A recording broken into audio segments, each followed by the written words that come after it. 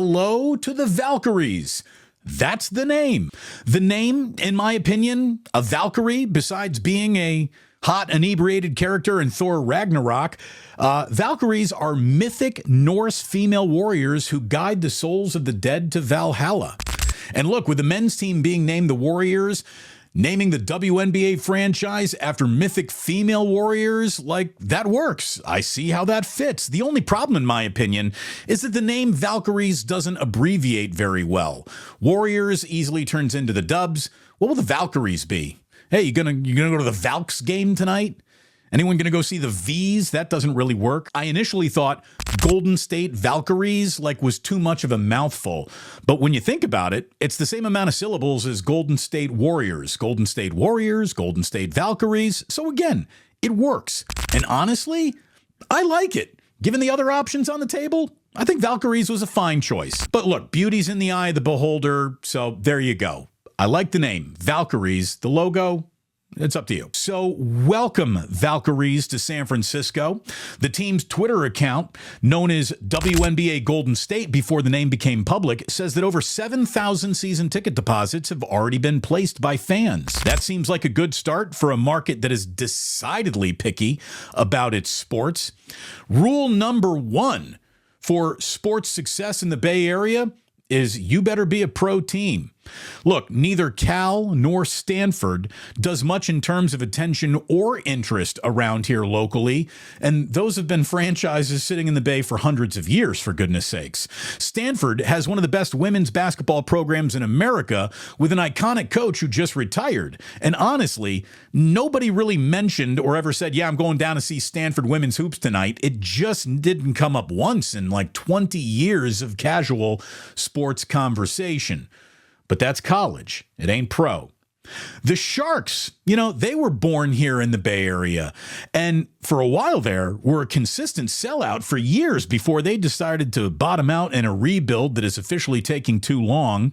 You've got the San Jose Earthquakes, a once popular MLS team, but unfortunately John Fisher, he ruins them too. Everything he touches seems to die. And clearly everything in Oakland has gone pretty much broken. With the Raiders gone, the Warriors moving back to San Francisco, and the A's soon to move themselves, even though they'll be vagabond for a while, they'll be out.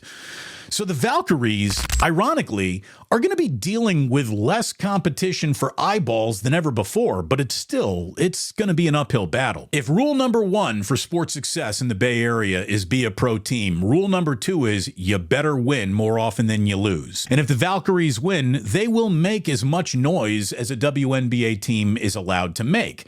Now, how will that stack up against the rest of the existing teams? They're in the shadow, obviously, of the team who occupies the building they play in, the Golden State Warriors. They're in the shadow of the San Francisco Giants, who have a gorgeous ballpark just a few blocks away. And they're clearly not here to compete with the NFL. No one's competing with the NFL these days. Not Major League Baseball, not the NBA, certainly not the WNBA, certainly not the NHL. So there's no amount of success or failure that should be measured by that. How much noise can the Valkyries actually make? Well, they probably got a better chance to make noise now than ever before, because life, my friends, is all about timing. And the timing to launch a WNBA team couldn't be better timed in the history of recorded human history. Women's basketball right now is officially having a moment. As someone who has spent more times joking around, how much attention the WNBA could get, I cannot help but concede that it is officially grabbing hold of the American sporting consciousness. Caitlin Clark has an awful lot to do with that. And if you think about it, the Valkyries' only real mistake so far is not launching a full calendar year earlier, which would have given them the right to draft Caitlin Clark, who is nothing short of the most bankable box office in the history of women's sports. So the Valkyries might have lost out on Caitlin Clark, but it doesn't mean that they will be dead on arrival in terms of attention. A few years ago, I would have declared a WNBA team dead on arrival, but the world has certainly changed.